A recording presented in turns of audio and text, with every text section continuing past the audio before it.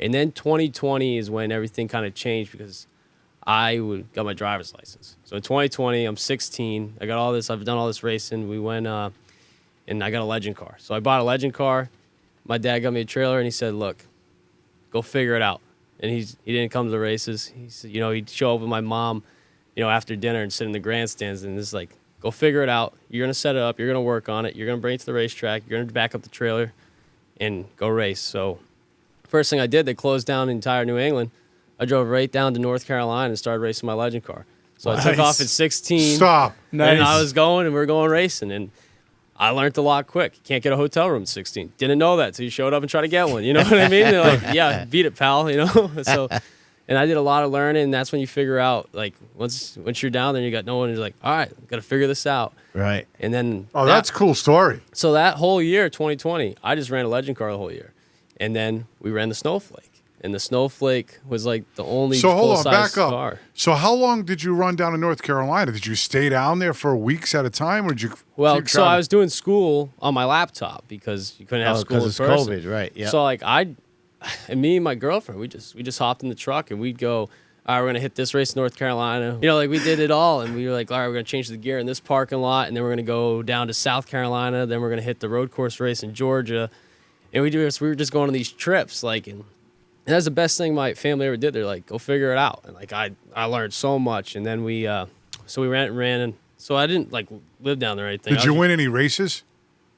Oh yeah, I think I won 6 races that year in a legend car. Really? Yeah. So it was a lot of fun. Like I was racing nonstop, and like you got one set of tires. And so was it just you and your girl working on the car? Did you have buddies that come down? No, it was really at that time. It was just me and my girl, and like she was so I gave her a headset because some places you're kind of in a sketchy racetrack down south. Right. I was like, here's a headset. Like I don't need you to spot or anything, but like if someone like just in case some weirdo or something, like just hold down that button. I'm coming to you. Like I'm coming off the track, because she's the same age as me. She's a 16-year-old girl in the middle of a racetrack.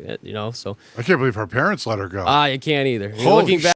Like at the time, it felt normal. It wasn't. If I was the one who would have asked me, I would have been hell no, right? Girl, I had no way. But we the two of us, we learned a lot, and it was. Did you guys make out a lot? Oh yeah. Jesus Christ. But she said my Diego really Are you guys still together? Oh yeah. Oh, we've been together that's for like awesome. 6 years or something. But she'd sit there on the grid, set my air pressures.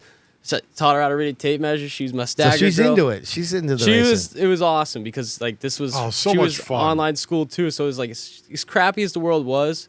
Yeah. It was the coolest, best experience because I learned so much about life and race cars, and like it was just the coolest year ever. Yeah, that's pretty neat actually. So let's go back to the Snowflake. That year you ran the Snowflake? Yeah, that was the Snowflake. So how did that happen? So that race is what, in like December? December. Yeah. And we've been running that. So actually, that wasn't my first time down there. A lot of people think it's a pro stock race? It's a pro stock race. Okay. So it's not a super late model. It's a crate engine. But everything's the same besides the engine. That's the only difference between the Snowflake and the Snowball. It's a pro late? Pro late, which is just it's New England's pro stock. It's the same as a pass car. Yep. There's no difference. Yep. And the pass car is a super late model. It's really not. Yeah. It only makes 4 1/4, but the super makes like 6 1/4, something like that. But anyways, my dad, when I first got the late model, he didn't want me to go out there and be intimidated by anyone. All these C-Conk guys and these big personalities. So when we went down there, he wanted me to run against the best people in the country. So when I came back to C-Conk, I was like, psh. Whatever. Like this is light. Yeah. So like that was. So we went down there. We did it 1 year, and everything. So hold on. Well. So your dad said, okay, after you did all your traveling, all right, son, now let's go run the pro stock down it. You've done this for us. So we did it. That would have been, I think, my third go at the Snowflake in 2020. So the 2 years before that would have been at C-Conk when I was running C-Conk, and he wanted me to go down there just so I would never be intimidated by the C-Conk guys. And think I can beat these guys. He didn't want me to ever think, how am I ever going to beat Dave Darlin? Yeah, right. You know what I mean? So he wanted me to beat, go run with Steven Nassie and Bubba Pollard and learn quick. He says, you can come back here. It's no big deal. It's slow motion. You know what I mean? So that would have been my third go at it. And, we slowly built on it every year. Like 1 year it rained. The other year we got wrecked when we were coming through the field. And then the third year it went really well. And, I won. So, and then. Was that a house car or did you drive for somebody? No. So that was our car. But, we had a crew chief, and his name was Chase Pistone. That's where I bought my legend cars from, same guy. So I've still text him when I got questions, when I get lost racing, and he's like my guidance. He's like the guy I can always text and reach out to. So he used my legend car guy. You know, everyone has a guy Yep. in the legend car. Everyone's got a guy. He was my guy then. He And- builds motors. No, Oh, he doesn't. legend cars. No, Legend- okay. and he's a smart man with a race car. Like Yep. he's just good, and he does late model stock stuff. So he always brought us down there to run that stuff.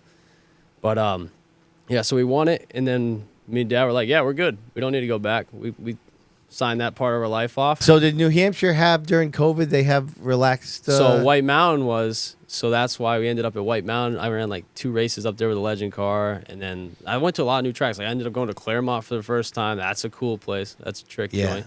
I've never been there. Have you been there, Diego? I ran one of my first open mod races was there. Oh, really? Yeah. What was it, like an MRS race? No, racing guys. Oh, really? Yeah, races on and races. How'd you do? Yeah. I was fast.